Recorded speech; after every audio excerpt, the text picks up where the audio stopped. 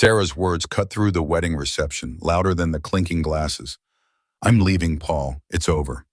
She didn't look at me, her eyes already on Dustin, who stood smirking beside her. My parents watched, aghast as the ground dropped out from under me. Dustin's arms slid around her waist. "Some men just don't know how to give a woman what she needs," he drawled, his gaze locking with mine. My hand, reaching across the space between us, froze in the air. "Don't touch me, Paul." Sarah's voice had an edge to it, sharp and cold, like a winter morning wind. Her eyes met mine briefly, a flash of something akin to distaste before she turned away. The gesture hung in the air, a public severing. I dropped my hand, the heat from my fingertips dissipating into the cool kitchen air. It was late. Her hair was still damp from a shower I hadn't heard her take. I backed away, the floorboards groaning under my weight. My feet carried me down the short hall, past the closed door of the master bedroom, and into the spare room, designated for guests. The silence that followed her words felt thicker than usual, a physical weight pressing down. I sat on the edge of the twin bed, its mattress softer than mine. Revulsion. That was the word that came to mind, a bitter taste. Her look had been clear enough. Over the past few months, the small, unsettling details had begun to accumulate. Sarah's late nights at work, often stretching past 11, the faint scent of unfamiliar cologne clinging to her sweater when she finally came home.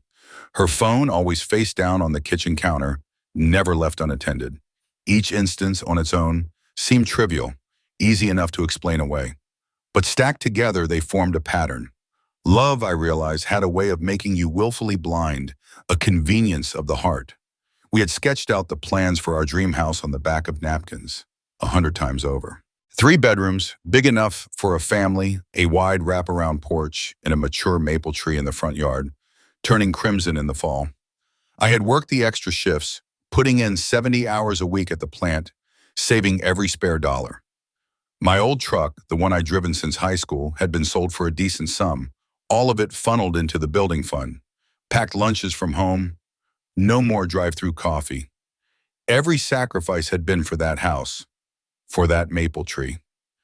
The next morning, the kitchen light was flat and gray, filtering through the window above the sink. Sarah sat at the breakfast table, a coffee mug clutched in both hands, her gaze distant. She stirred sugar into her cup. "I was thinking about the kitchen countertops," she said, her voice even. "Dustin says marble adds at least 15% to the resale value. He saw a great slab last week." She took a sip, her eyes scanning the blueprints spread across the table. Dustin. The name hung in the air between us, heavy and full. He was our contractor, the man we'd hired to build our future. I forced a smile, stretching the muscles in my face. It felt brittle. "Whatever you think is best, Sarah," I managed, my voice sounding flat, even to me. I took another bite of my toast, the crust tasting like ash. A small sigh escaped her, a subtle softening of her shoulders. It was a sign of relief, almost imperceptible, but I caught it. Predictable, reliable Paul. He'll just keep working, keep funding the dream. My role felt suddenly clear, laid out like a blueprint itself. I finished my coffee in silence, the decision forming slowly, hardening in my gut. No confrontation. Not yet. Confrontation would lead to denials, tears, and more carefully constructed lies. I needed facts. I would observe, I would wait, and then I would plan. The words settled over me, a new cold resolve. That evening, I started my detective work. I parked my old sedan a block away, down by Miller's hardware store, where the streetlights were out. The engine clicked as it cooled. I walked the quiet residential streets, my steps muffled by the damp grass, circling to the back of our house. The kitchen door, often left unlocked, opened with a soft click. I slipped inside, the familiar layout of my own home feeling alien under the cloak of my quiet entry. 2 weeks passed this way, a series of late-night arrivals and hushed observations. No strange cars in the driveway. No whispered phone calls caught through the bedroom door. No physical evidence to connect her to Dustin or to anyone else. Only the escalating weight of my suspicion, a heavy stone growing larger in my chest, and the faint, persistent scent of an unfamiliar cologne. One evening, a faint sound, like a whisper of laughter, pulled me from the guest room. I stood in the hall, straining to hear. It was Sarah. Her voice was low, hushed, but undeniably joyful. I crept closer, pressing my ear against the cool wood of the master bedroom door. "He has no idea," she giggled, the sound sharp and bright, a knife twisting in my gut. "Too busy with his blueprints, I guess. He's always on about those." A pause, then a softer, more intimate tone. "God, Dustin, the things you say." My breath hitched. Dustin. The name, spoken like that, left no room for doubt. "Yes, tomorrow," she continued, her voice dropping even lower. "He's got that client dinner. I'll bring the updated house plans. We can go over them then." Another soft laugh, a little purr. "Okay, you too. Bye." I backed away, my heart hammering against my ribs, a wild drum beat. My stomach churned, a knot tightening with each beat. Dustin, our contractor, the man I had trusted with our future, with the house we were building. He was sleeping with my wife. They were plotting together, using my own blueprints as a cover. The thought solidified, hard and cold. Suddenly, everything clicked into place. All the small, unsettling details I'd tried to rationalize away now made perfect, agonizing sense. Sarah's sudden need for privacy when her phone rang, slipping out of the room, her voice hushed. The unfamiliar aftershave scent, subtly different from mine, that I'd sometimes caught on her pillow or on the collar of her shirt. Dustin's name, too frequent, too enthusiastic in her daily conversation. "Dustin thinks we should expand the master bathroom," she'd said just last week, leaning over the architectural drawings spread on the kitchen table. "He says it'll make it feel more like a spa," or "Dustin found this amazing tile, Paul. It's on clearance, a real steal. He thinks it would be perfect for the downstairs." Dustin, Dustin, Dustin. His name had become a constant refrain, a shadow in every room of our house. Each mention, once dismissed as professional collaboration, now felt like a taunt. At the plant, my focus faltered. Numbers blurred on the spreadsheets. My hands fumbled with the schematics. My mind replayed Sarah's intimate giggles, her soft words, Dustin's name.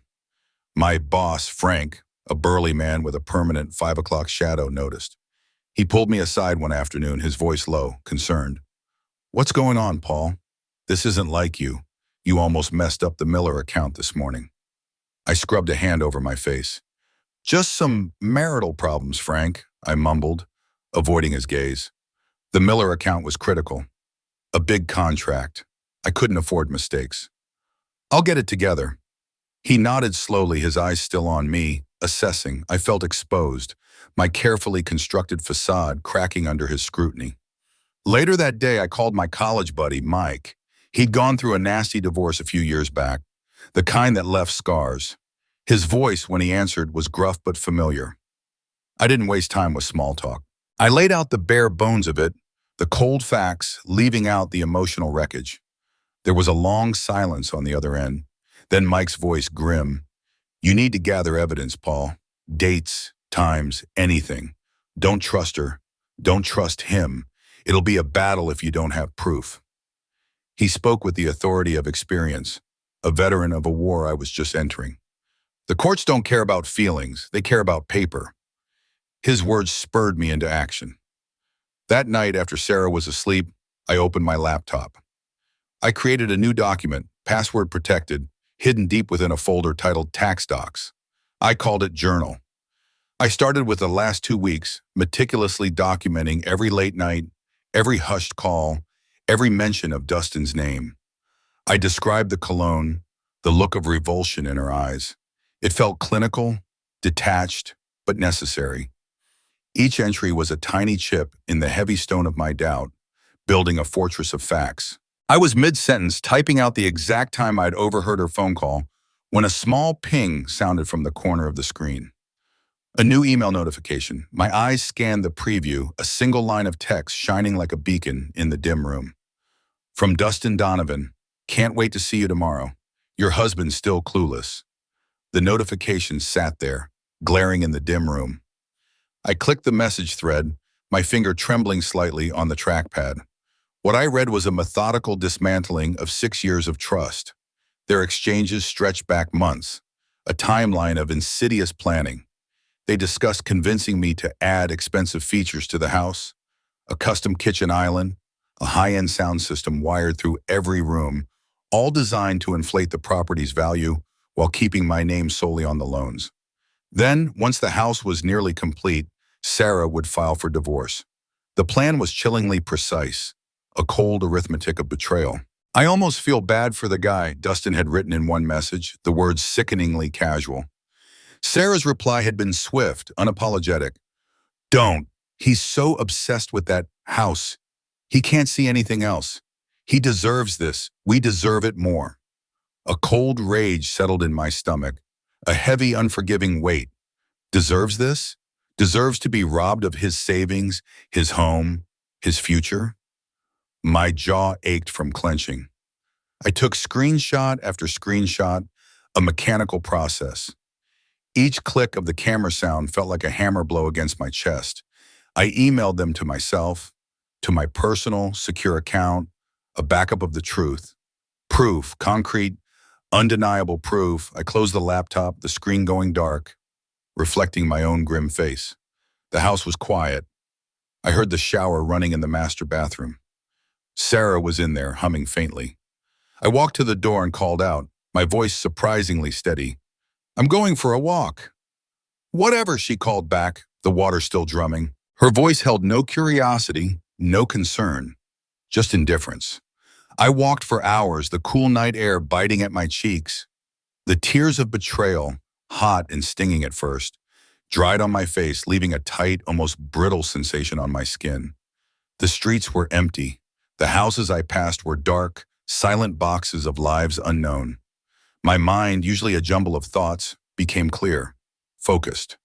A plan began to form, precise and intricate, like the schematics I drew at work. It was a cold plan, born of cold rage, a mirror of their own calculated betrayal. I returned home just as the first hint of dawn brushed the sky, a pale gray light over the rooftops. I slipped back inside, the door latch clicking softly. Sarah was asleep, or pretending to be.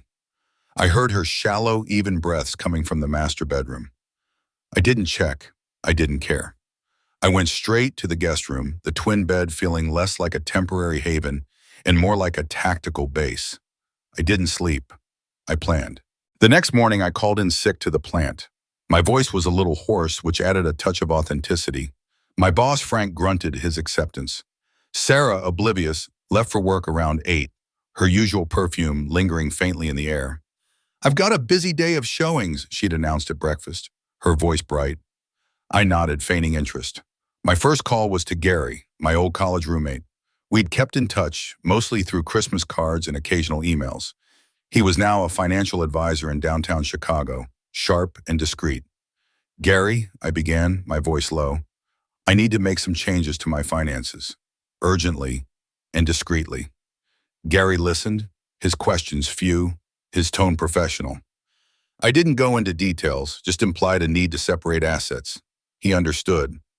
Joint accounts, Paul, you can legally withdraw your portion, half assuming no prenuptial. Based on what you've told me over the years, the amounts are substantial.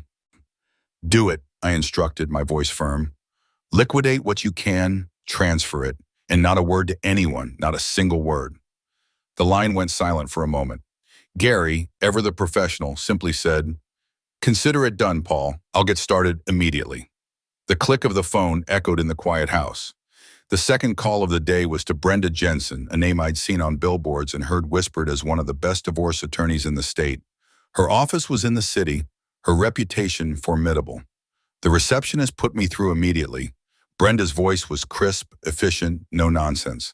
I laid out my situation, the cold facts of Sarah's betrayal, the evidence I had gathered. She listened without interruption, her silence punctuated only by the soft click of a pen. You want to be proactive, Paul, she stated, her voice steady, before she files. That's always the stronger position. Well, she outlined the steps. Secure your finances, document absolutely everything, and find a new place to stay. We file the moment you're ready, she concluded, her tone firm. Brenda discussed the timeline, An uncontested divorce could take as little as 3 months. Contested, with the division of assets and potential disputes, could drag on for up to a year, sometimes more. With the evidence you have, she added, especially those email exchanges, we're in a strong position. It points to premeditation and a clear intent to defraud. That changes things significantly. Her words were a lifeline, a cold, hard promise in the churning waters of my mind. My third call was to a local real estate agent, a woman named Carol who handled rentals. I kept my tone casual, detached. I'm looking for something quiet, I told her. A small apartment or condo, temporary rental, just for a few months. Need something quickly available.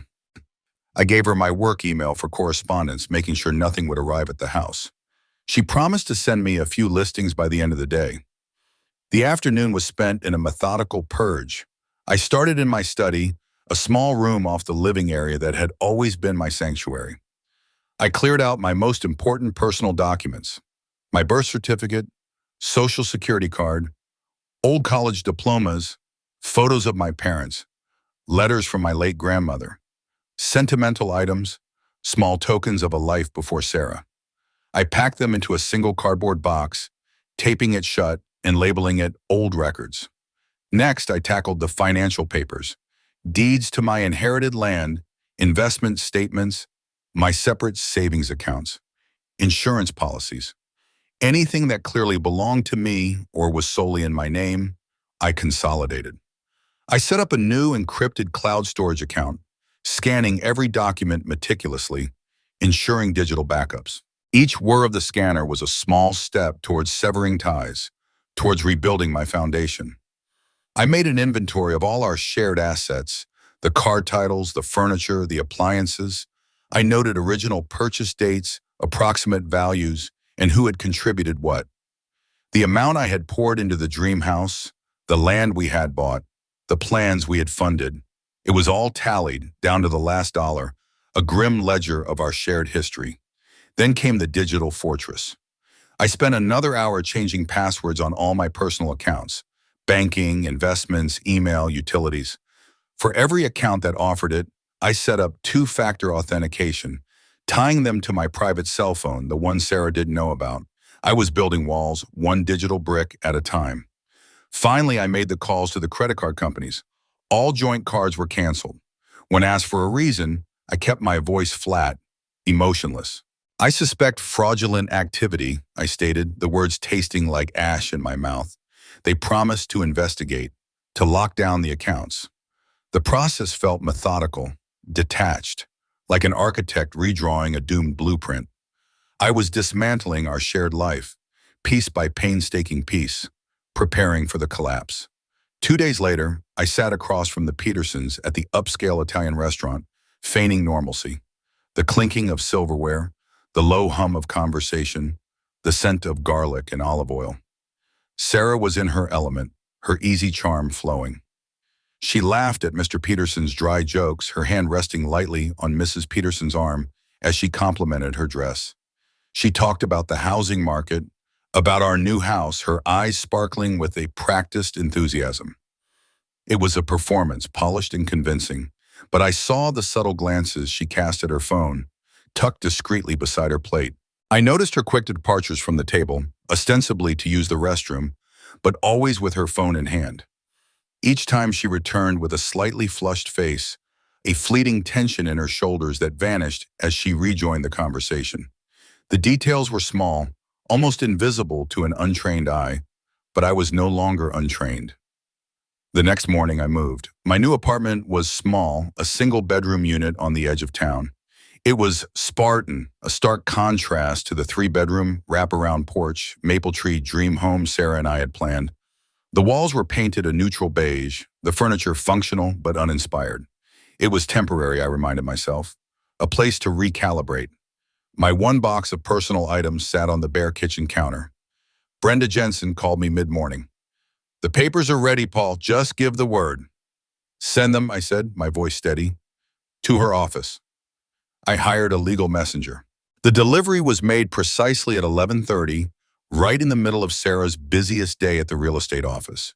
It was a public, undeniable moment. She couldn't pretend she hadn't received them. couldn't hide them away. My phone rang within minutes, a frantic, furious blast.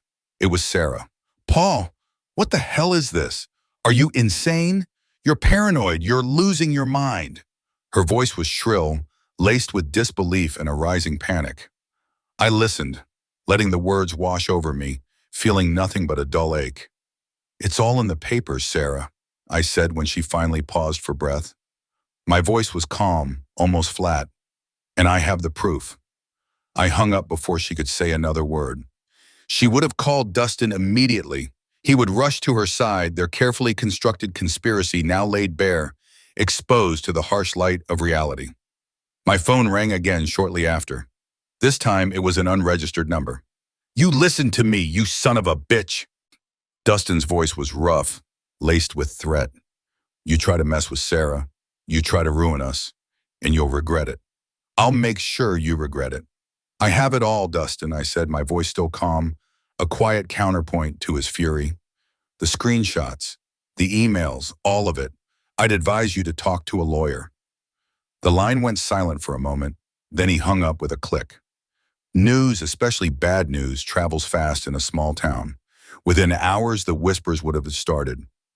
Paul and Sarah are divorcing. Shock, disbelief, speculation. Our carefully curated image of a stable, aspiring couple would be shattered. Let them talk. Let them pick sides. I was done pretending. As my life veers into this unforeseen path, one thing is clear. The choices we make and the choices others make for us often come with a far greater cost than we ever anticipate. Stick around to the end to see how life's costly choices unfold. The fallout was immediate, a series of tremors shaking the ground beneath us. Sarah, in her initial fury, attempted to freeze the joint bank accounts. She called Gary, my financial advisor, screaming down the phone, accusing him of theft and complicity. Gary, unflappable, informed her that all withdrawals had been legal, my half promptly transferred, and that he worked solely for me. The accounts, significantly depleted, were a stark reminder that I had moved first. Brenda Jensen, true to her word, issued a cease and desist order to both Sarah and Dustin. The flurry of angry texts and voicemails I'd been receiving stopped abruptly. It was a small victory, a temporary quiet in the storm. Then the legal dance began. Sarah's attorney, a smooth-talking man named Miller, tried to paint me as a workaholic, emotionally distant husband. He argued that my long hours at the plant and my obsession with the house plans had pushed Sarah away, made her feel neglected. He presented it as a classic case of a lonely wife seeking comfort elsewhere, downplaying the financial aspect. Brenda, however, was prepared. She countered with Paul's meticulous documentation, the journal entries detailing Sarah's late nights, the unfamiliar cologne, the hushed phone calls. And then she presented the screenshots.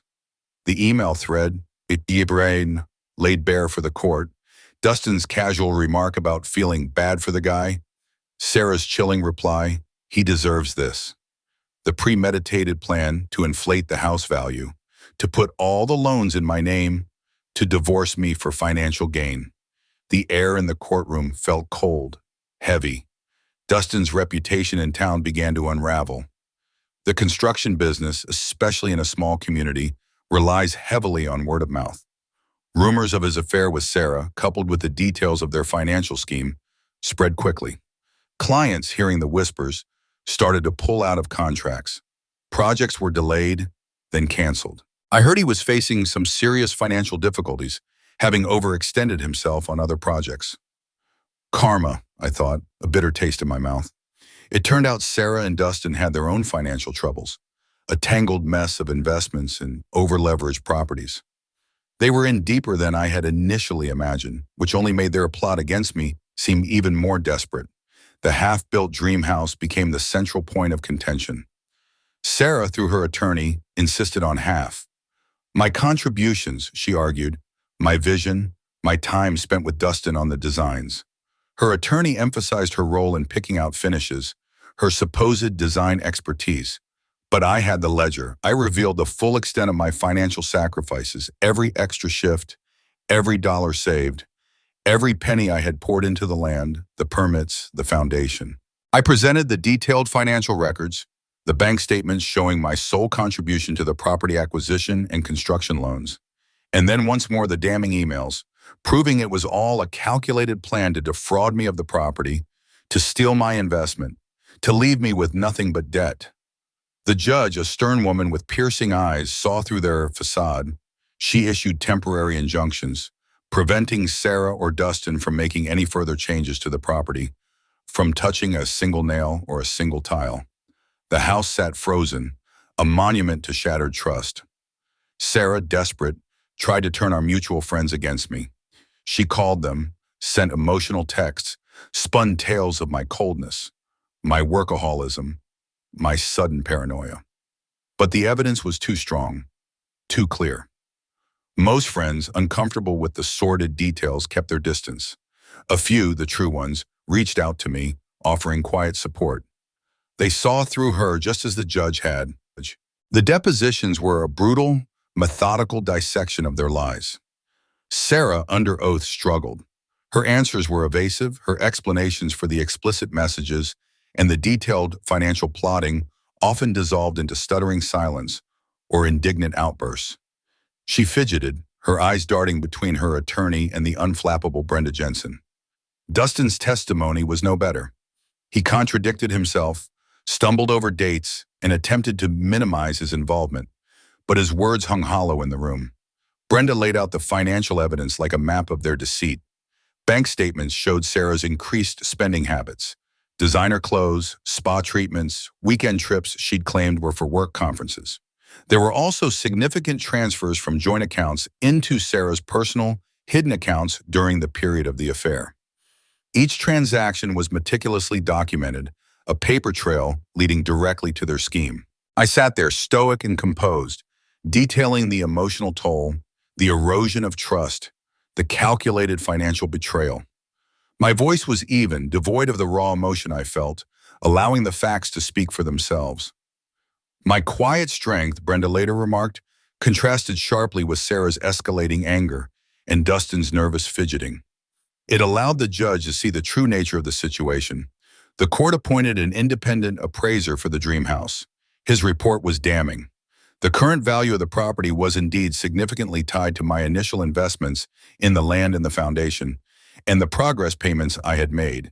It also revealed Dustin's estimates for various components were grossly inflated compared to market rates, a clear attempt to pad the project costs. Through the discovery process, more unsavory details about Dustin came to light. It wasn't just my house. He had a pattern of skimming materials from job sites and overcharging clients on other projects, an elaborate system of small deceptions that had gone unnoticed until now. The general contractor's license he held was suddenly under scrutiny by the state board. Sarah and Dustin now faced not only the divorce proceedings, but also potential civil charges related to their fraudulent scheme, along with Dustin's professional licenses being at risk. The weight of their actions began to visibly crush them. Sarah's confident facade cracked, replaced by a drawn, anxious expression. Dustin, once swaggering, appeared shifty, his eyes constantly scanning the room as if expecting to be caught. The public shame, the looming legal and financial ruin, was eroding their confidence piece by piece. I drove past the construction site of the dream home one afternoon. It sat there, half-finished, a skeleton of wood and concrete against the autumn skyline. I looked at it not with longing, not with a pang of lost dreams, but with the cold clarity of a battleground. It was a monument to what had been, and a testament to what had almost been stolen. Brenda Jensen contacted Sarah's attorney with a settlement proposal. Paul would retain the house, taking full responsibility for its completion and all associated debts. Sarah would receive a minimal sum, a fraction of what she had demanded, based solely on her actual, verifiable contributions to the household during the marriage, with no alimony. The explicit understanding was that this was a generous offer given the evidence. Sarah, through her attorney, initially scoffed at the offer, refusing outright. Brenda's voice, when she called me, was firm. I warned them, now I'll warn her directly. Brenda then delivered a stark warning to Sarah, outlining the severe legal and financial repercussions that would undoubtedly follow if the case went to trial. The detailed evidence of fraud, the potential for criminal charges against Dustin, the public humiliation. The consequences, Brenda made clear, would be devastating for both of them. Under the immense pressure from Brenda Jensen and the bleak reality of her legal position, Sarah reluctantly accepted the settlement. Her attorney Miller had painted a grim picture of trial outcomes, of the public airing of their dirty laundry, of the potential civil suits. The documents were signed, not with a flourish, but with a weary resignation that spoke volumes. The divorce was finalized a few weeks later. A terse court appearance, a judge's gavel, and it was over. I was awarded the dream house, as Brenda had promised, but it no longer felt like a dream. It stood as a monument to betrayal, a concrete reminder of what I had almost lost. My perspective on it was somber, stripped of all the hopeful projections I'd once poured into its blueprints. Dustin, however, wasn't off the hook. Brenda filed a separate lawsuit against him on my behalf for fraudulent practices, inflated charges, and damages related to his role in the scheme to defraud me. The evidence was overwhelming, and the case was open and shut. He would face the consequences of his actions, not just professionally, but legally. I sold the dream house. It hadn't been completed, but the foundations were solid, and with the clear title, I found a buyer quickly. The transaction was purely business, devoid of sentiment. The money, after covering legal fees and the outstanding construction loans, was less than I had originally anticipated, but it was mine. I reinvested the funds, securing my financial future, building a different kind of foundation. Sarah struggled. The scandal had ripped through her professional life. Losing her real estate job was just the beginning. Her reputation, once built on charm and a polished facade, was in tatters. No one wanted to do business with her. Her attempts to rebuild were met with cold shoulders and closed doors. She moved out of town, a quiet departure that went unnoticed by most. Dustin's contracting business collapsed entirely. With his license under review and the ongoing lawsuits from me and other defrauded clients, he became an untouchable. The last I heard, he was working odd jobs, a shadow of his former boastful self. I took some time off work, a leave of absence from the plant. The steady hum of the machinery, the routine, had been a comfort, a distraction. But now it was time to let myself process the emotional wounds. I moved into a different, more permanent apartment, smaller than the house, but it was quiet, and it was mine. I walked, I read, I simply sat, allowing the weight of the past months to settle, to slowly, painfully heal. I reconnected with Mike and Gary. We met for lunch sometimes, or just talked on the phone. Their steady friendship, their quiet understanding was a balm. We didn't dwell on the past, but their presence was a silent acknowledgement of what I had been through. They had stood by me when everything else had crumbled. I found myself reflecting on the nature of trust, how easily it could be given, how brutally it could be shattered. Ambition, too, in its perilous path when untethered from honesty. But also the quiet resilience of the human spirit, the ability to endure, to rebuild. The house, I realized, wasn't the dream. The dream was always the honest life I had believed I was building. The genuine connection, the shared future. The bricks and mortar were just a backdrop. Now I had a chance to build that honest life again, brick by brick, on solid ground. Months turned into a year. The raw edges of the wound had softened, forming a sturdy, if visible, scar. I bought a smaller home, a modest bungalow on the edge of town. It wasn't the dream house we had planned, but it was mine, a place unburdened by past expectations, clean of all the old ghosts. It had a small garden, a porch swing, and a sturdy oak tree, not a maple, but just as steadfast. At the plant, I restarted my career with a renewed focus. My integrity was intact, a quiet badge of honor. Frank, my boss, had seen through the whole ordeal. He'd watched me navigate the storm with a quiet resolve, and his trust, once shaken, was slowly but surely earned back. My work became a steady anchor, a reliable rhythm in my new solitary life. Occasionally, I'd hear whispers about Sarah and Dustin. News travels slowly but persistently in a small town. Financial ruin, estrangement, the bitter taste of their choices. Dustin's business was gone, his name mud in every county. Sarah was working a low-wage job in a different city, having burned every bridge here. I felt no joy in their downfall, no triumphant satisfaction, only a quiet understanding. Moral consequences, I realized, were not always swift or dramatic, but they were inevitable. Infidelity's price was often paid in ways more profound than mere money. I learned to trust again, cautiously. It started with small acts of faith in myself, in my own judgment, and then slowly in new acquaintances. The world hadn't stopped turning, and not everyone carried deceit in their hearts. The process was slow, like the thawing of a deep winter ground, but it was happening. Weekends found me helping out at a local charity, delivering meals to the elderly, or painting fences for those who couldn't. It was a different kind of fulfillment, a tangible way to build something good, something honest, without the weight of personal ambition or expectation. The simple act of helping, of being useful, brought a quiet satisfaction I hadn't known before. I found myself observing the simple beauty of Midwestern life in a way I hadn't appreciated before. The changing seasons, the reliable cycle of planting and harvest, the steady rhythm of small towns where life unfolded with less pretense, the cornfields stretching to the horizon, the deep blue of the summer sky, the crisp air of autumn. These things were real, uncomplicated. The scars were still there, of course, a constant reminder of what had happened, of the part. They were etched onto my soul, a part of my story. But they no longer defined me. They were a testament to endurance, not defeat. I understood then that sometimes paying the price isn't just about financial loss, or a broken home, or shattered dreams. It's the deep, quiet cost to one's soul, the weight of a betrayal that forces you to redefine everything you thought you knew. And for them, that cost, I knew, would be far greater than anything I had endured.